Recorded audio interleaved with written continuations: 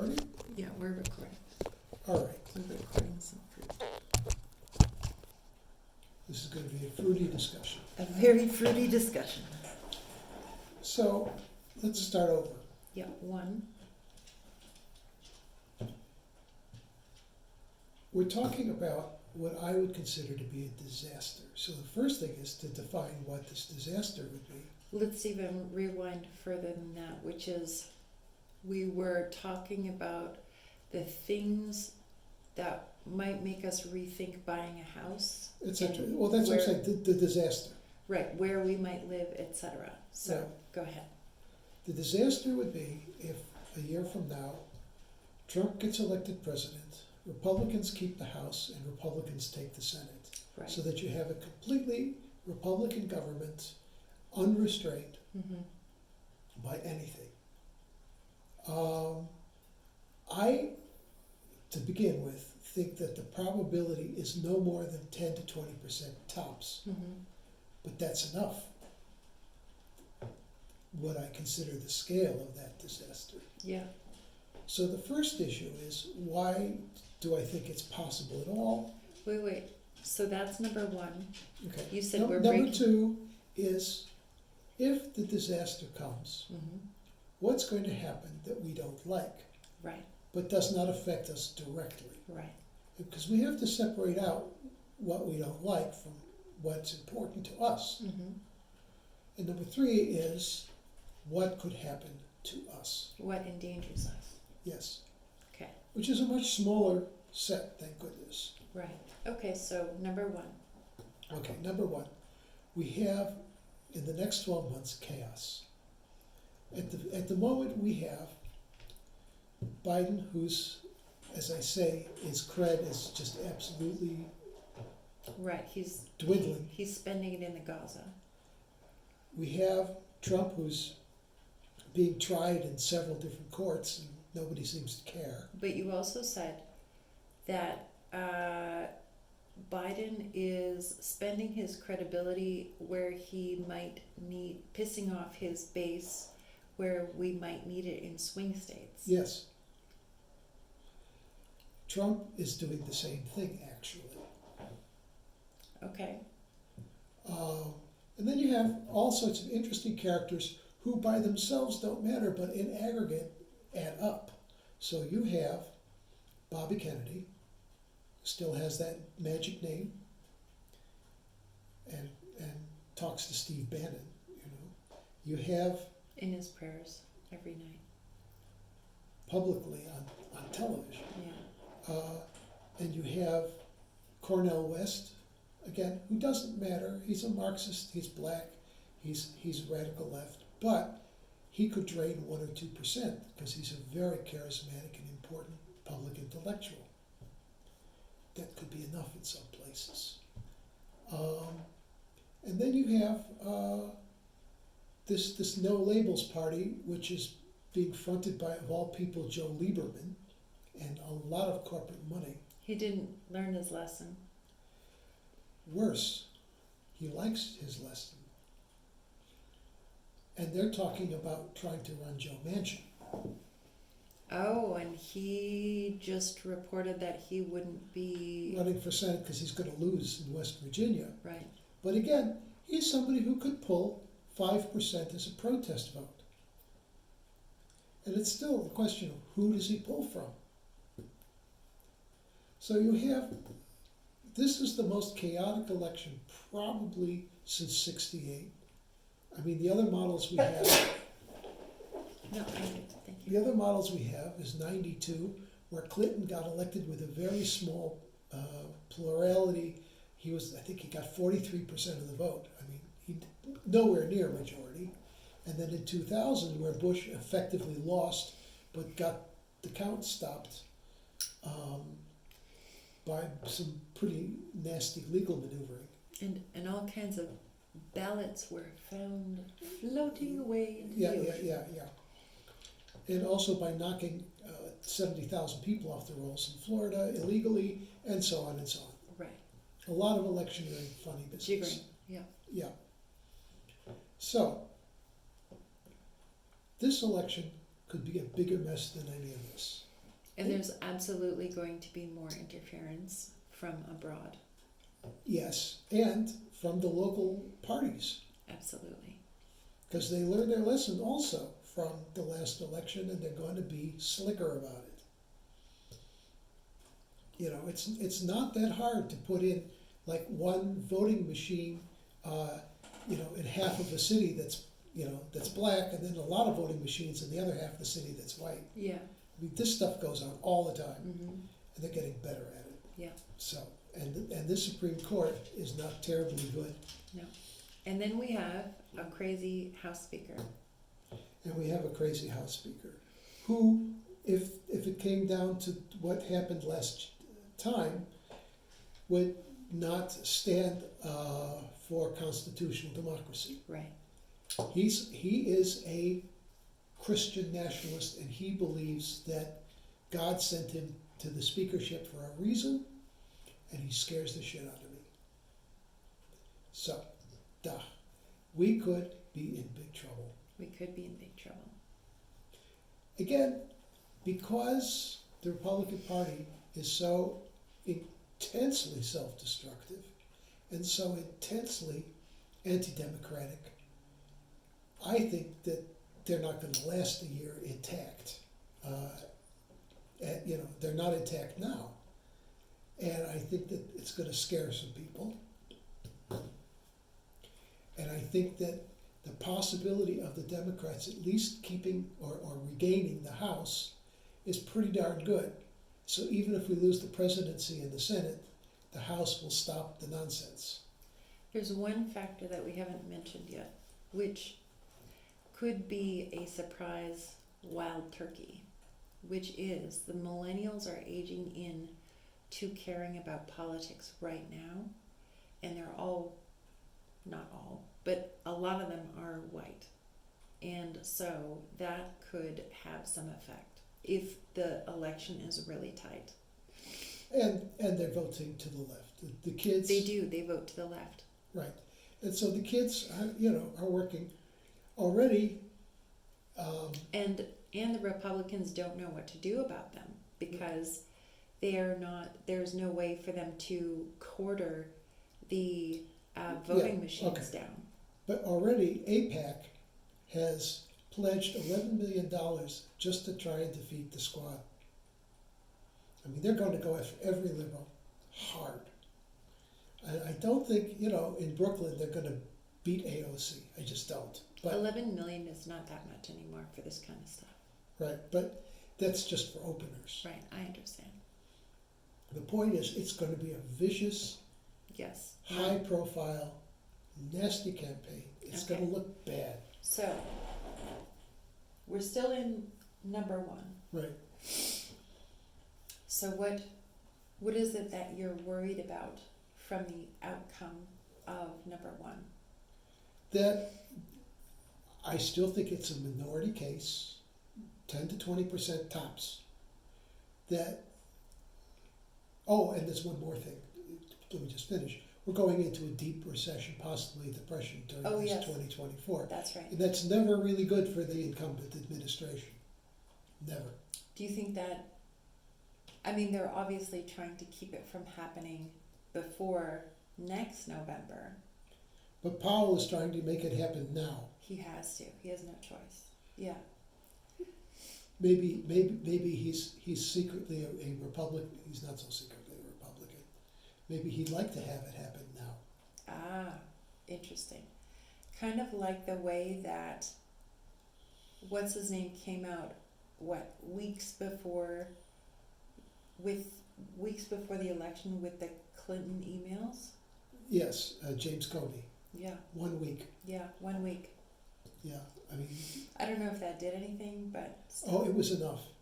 it was It was a tight election. It could have been the margin. It could have been yeah. I remember waking up the next morning going, holy fuck. Right, that could have been the margin. Now, again, Hillary ran a terrible campaign. She was a lousy candidate. They spent 20 years defaming her on the right-wing media. They're still doing it. But even with that, she could have won. And there was just a little bit extra. It was very close. So, that said, this one's gonna be a tight one too. Because we have inferior candidates. And everybody knows that Biden is very old. He's not 100%. And Kamala Harris is not suitable to be president. No. And they're not gonna replace her. Okay, but you have not gone on to tell me what are your fears of it happening? My fear is that there's a 10 to 20% chance that the Republicans take it all. Okay, but I'm asking, what does that mean? Well, that takes us into topic number 2. Great. Topic number 2 is my feeling is that if the Republicans take it all, they know this is their one and only shot. That unless they can, in effect, destroy the democratic process so that they can rule for generations, they will be out of office inside of 2 years. So they're going to go for it. This would be go time. Do you feel like in a world where we are becoming increasingly more dictatorial, that something like that could set up to happen here? Yes, So you feel like the fascist index, could go way high. but it's already above halfway. It is. All right, so let's go on. So first I want to talk about things that we won't like, Right. and then, but don't directly. I mean, they're going to bash the gays. They're going to bash the trans. They're going to bash the Arabs. They're going to bash all kinds of people. And they're going to pass laws that are going to make us sick. But they don't affect us. Right. They don't. They're going to give special privileges to the rich. They're going to fuck the poor. They're going to stop public works. They're going to beef up the police. They're going to do all this sort of right-wing, fascistic stuff. And we're not going to like it. But that doesn't affect us. That's, so I have to separate out. I wake up every morning and I see what the fuck they've done. And I go, oh, this is terrible, and I'm going to feel bad. Mm. But it doesn't come here. Right. Right. So what comes here? That's the question. Number 3. They can attack Medicare. That's the biggest. Because we're living on Medicare. We are. I'm going to have more operations in my future. I'm at the expensive part of my career. Of your fat tail. Yeah. And I'm one of the more expensive patients. So that's number 1.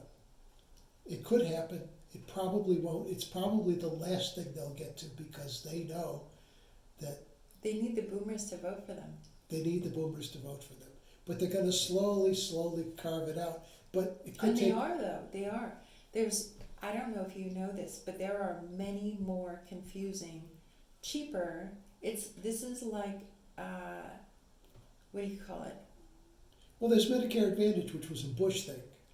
No, it's like, yes, like that, but different because it's kind of like they're making a delta. You know how a river goes into a delta Yeah. of healthcare, which is confusing for a lot of people, and they don't understand that there are maximums and minimums, and so that there's like Yeah, but that's if you sign up to the HMO plans. well, it's more than that. It's more than that. It's so things like they're gonna carve out things that are the most expensive, right? So in Medicare, there's provisions for hospice, right? Mm-hmm. But in most of the other ones, hospice is capped at Okay, but we're talking about Medicare, and as long as we stay with pure Medicare... oh right. What I'm saying is in number 2, right? Right. Yes. Okay. As long as we stay with pure Medicare, and don't go to Medicare Advantage, because that's an HMO system. My God, can you imagine? I mean, they advertise that MVP business all over the media. That's this Vermont HMO for Medicare. Then you're stuck in Vermont system, and you have to go to UVM. Right. So as long, and we pay up for this, we pay up for the best. And as long as I do that, I think they're gonna get to me slow. They're gonna get to us, but possibly not in my lifetime. Possibly a little, but not much. So, but that's what I watch for. I mean, they're fucking everybody else, but, We're in number 3. Don't go into yeah, whether we deserve it or not. right. But that, okay. 2, they're encouraging all kinds of minority ethnic hate. Yes. And unfortunately, sooner or later, it gets to the Jews. Sooner or later. And the whole thing with Israel doesn't help. And I expect more hate crimes, etc., etc. Probably not so much here, but it's out there. And it's going to be unpleasant. How does this affect your thoughts about what we were talking about the other night? Well, that's a more complicated question, and I don't want to go into it right now. Okay, let's bypass that. I mean, the sad truth is I don't care enough. I felt like that was the answer. It's the sad truth. But it's more complicated than that. It's another time. Bodily showing up is not your strength. No. I will do it, but You'd rather not. pay. Yes. Which I did. It's necessary. Okay. So, Medicare, Jews, okay. Tax issues. We will come into some money here. I don't know if they will try and get us one way or the other. They will. They always are trying to. Right. But again, just like Medicare, they'll get to us last because they need us. So, we're probably okay. And then just weird shit, authoritarian stuff, like you just mentioned, the QR codes, for ID and etc. I don't see that happening right away, particularly not for white people. You should excuse the expression. So let me Okay. weigh in here. We are, I believe, within the next 2 years, no matter whether number 1 is true or false, we are heading towards a digital currency for people, for all the people. And you don't care about that much. I don't care about that. But if you have digital currency, it is necessary for the government to implement some kind of digital identification so that you can use digital currency. We all have one. We don't. Not in the way that they're talking about. Yeah, but we all have one. Yes, we do, but not like, because the next step is a digital, and again, this would be a number 2, because you don't care about this either. If CBDCs come in, then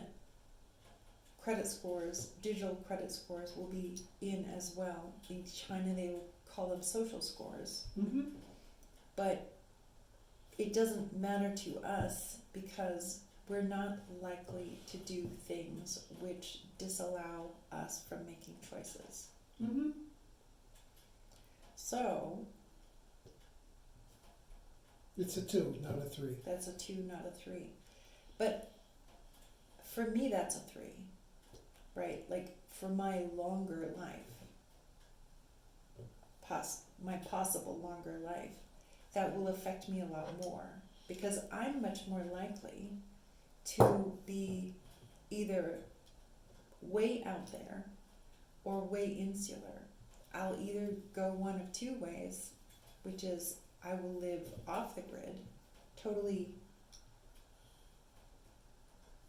with the most diminished need for this kind of architecture, digital architecture, or I will have to conform completely. Okay, that is at least 10 years away, and possibly more. Yes. And the thing is, I'm talking about the next 2 years. And after the next 2 years, I believe if these guys, just like with abortion, if they overreach their real mandate, this country will rise up. You can see what even the abortion has done.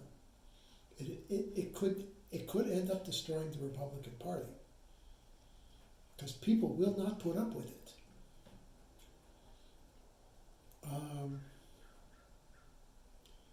And if they overreach their mandate, which they're willing to do right now, Mm-hmm. people will put up with it for maybe 2 years, 4 tops.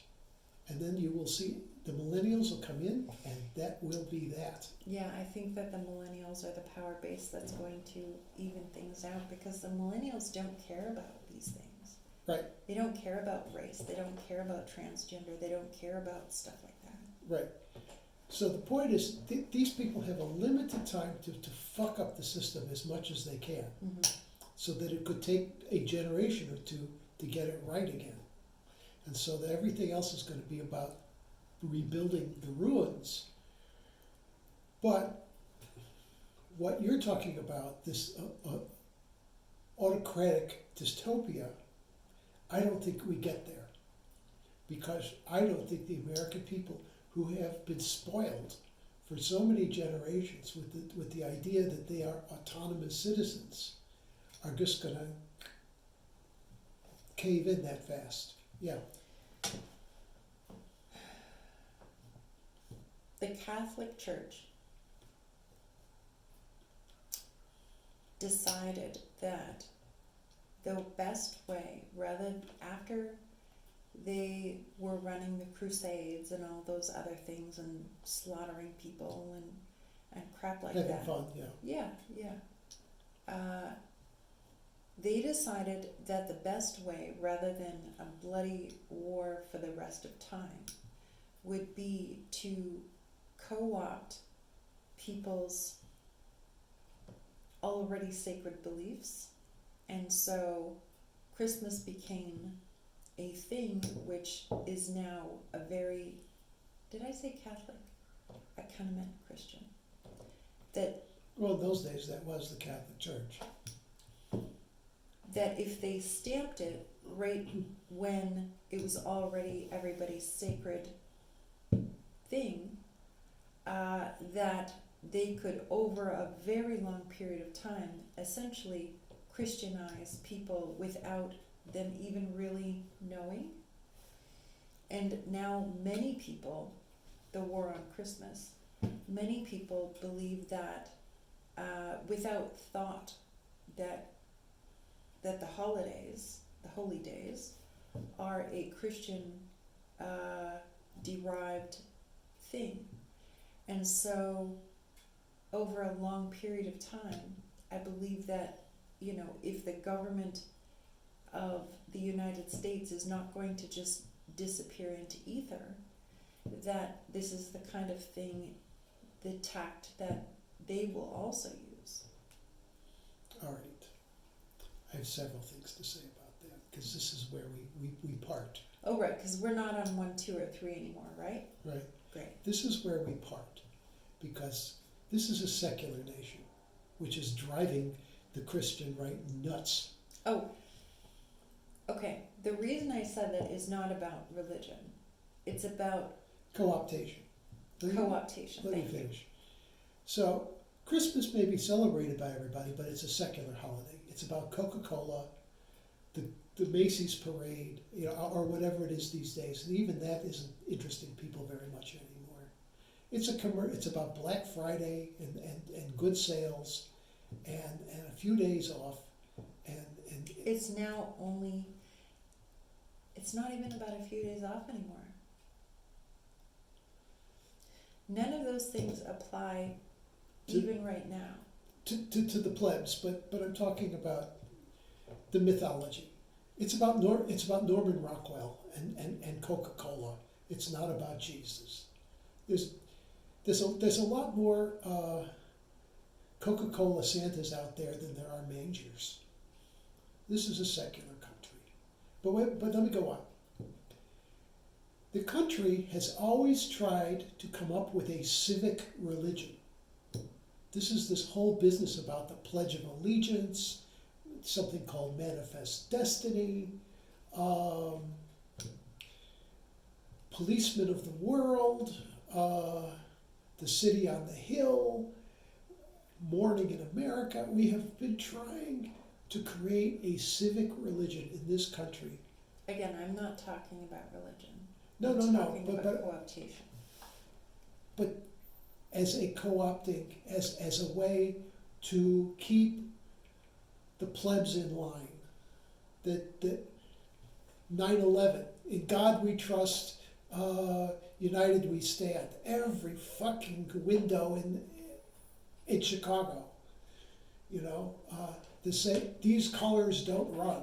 Every fucking window in Chicago. That is a civic religion. And on the basis of that civic religion, we went out and killed 1 million Iraqis. Mm-hmm. Because that was our crusade. Mm-hmm. So, no, it is a religion. Okay. And we've been trying to do this, and sometimes we succeed. And this is a country that is susceptible to mass hysteria. Absolutely. And I'm afraid that we could go through a 2-year period of it if things go badly. Okay, so let's hit number 3 and apply it. Yes, we're in Burlington, which is probably one of the least susceptible places for that sort of thing. But America could turn out to be a pretty hostile and unfriendly place for most people in most places outside of, let's say, the liberal Northeast and California and everything else. But the rest of the country could be pretty ugly for a long time. Okay, now we're gonna wrap up 1, 2, and 3 and go back as if this was an essay to our opening paragraph, which was what would cause us to not want to buy a house and or where, or that kind of thing. Right. The question is, how much danger do we feel in? And how mobile do we want to be? Right. But what does that mean to you? It means that I have to begin to think about other alternatives, and I haven't. Right.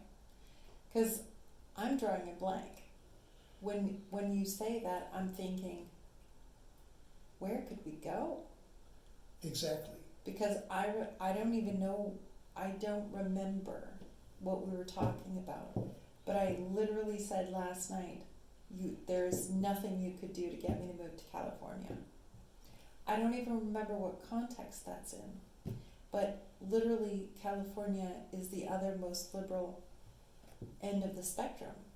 And then there's Canada. I don't think you want to move there. I don't. And it's not clear they want us particularly. No, and it's not clear that it's better. Yes. It's better if you want to disappear.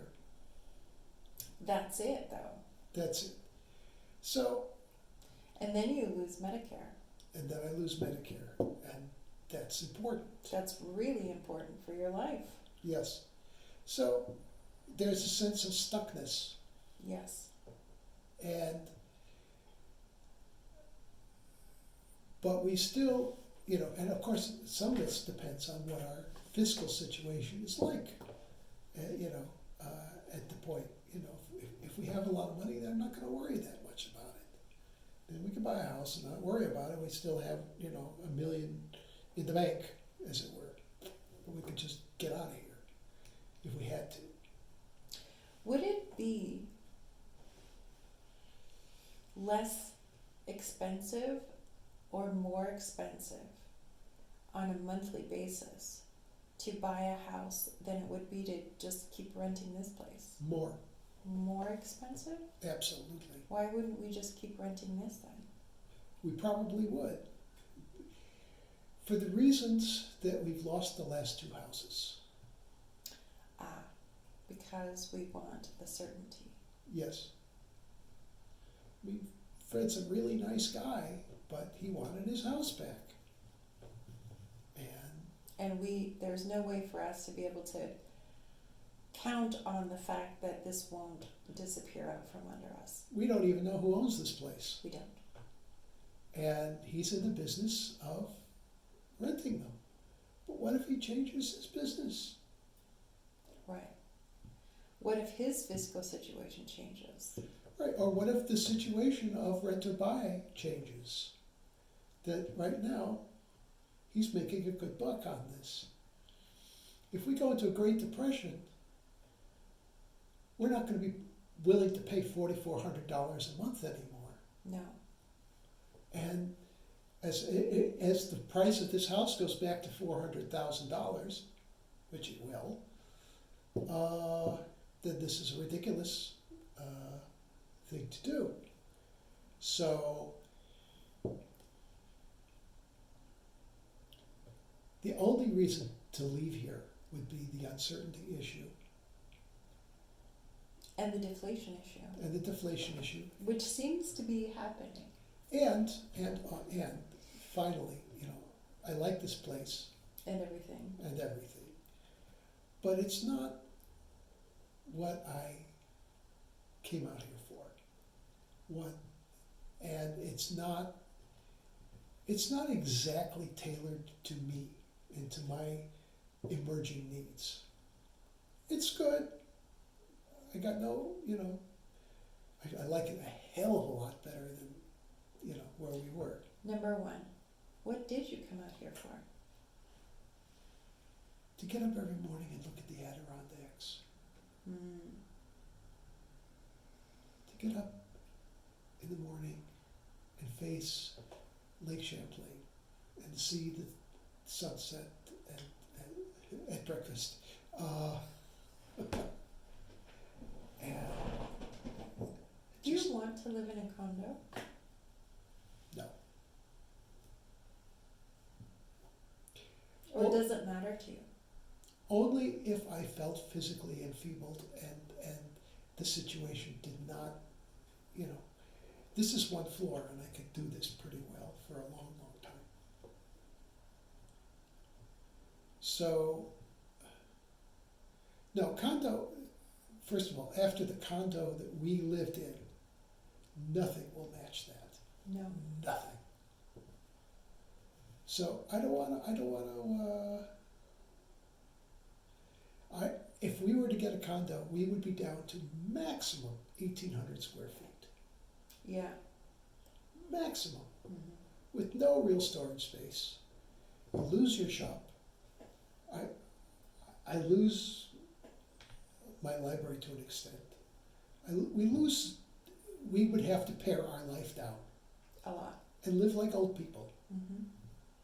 That's what a condo means to me. Okay. If I was on my own, you bet.